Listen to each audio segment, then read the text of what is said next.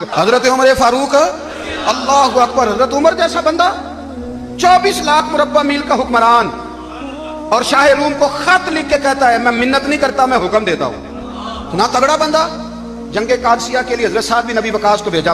उस जो भी आता जाता पूछते जंग के क्या हालात हैं। उधर जब अल्लाह ने फतह दे दी ना, तो हजरत साद बिन नबी वकास रजी अल्लाह तआला अन्हु ने ना एक कासिद को खत दे के भेजा। कहने लगे उमर के पास जाओ, उन्हें इत्तला दो कि अल्हम्दुलिल्लाह अल्लाह ने इस्लाम को फतह अता कर दी। बहुत सारे लोगों ने ज्यादा दफा हजरत उमर को देखा भी नहीं था।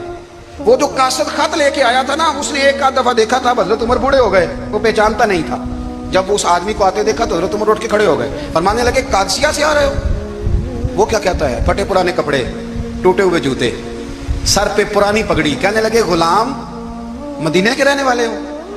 हजरत उमर कहने लगे हाँ मदीने का हूँ। कहा मैं कादसिया से आया हूँ, अल्हम्दुलिल्लाह अल्लाह ने इस्लाम को फतह दे दी है। उसने ये बात करके तो घोड़े को एड़ी लगाई, घोड़ा दौड़ने लगा मदीने के। हजरत उमर भी साथ साथ दौड़ रहे। फरमाने लगे अच्छा बताओ खालिद बिन वलीद का क्या हाल है? अदा होते होते मदीने की सरहद आ गई। लोगों ने उमर को घोड़े के साथ दौड़ते देखा तो कहा अमीरुल मोमिनीन क्यों दौड़ रहे हैं? वो गुलाम छलांग लगा के नीचे आया, कदमों में बैठ गया। कहने लगा हुजूर आपने बताया ही नहीं आप अमीरुल मोमिनीन है। आप फरमाने लगे क्या बताता? क्या बताता? वो उमर हूं जिसने अपने गुनाहों का हिसाब देना। कोई हैसियत नहीं, कोई तार। तूने अच्छा किया, तू तो मुजाहिद था, मुझे साथ साथ दौड़ाया, तूने अच्छा किया। जितने लोग थे चीखे मार के रोने लगे।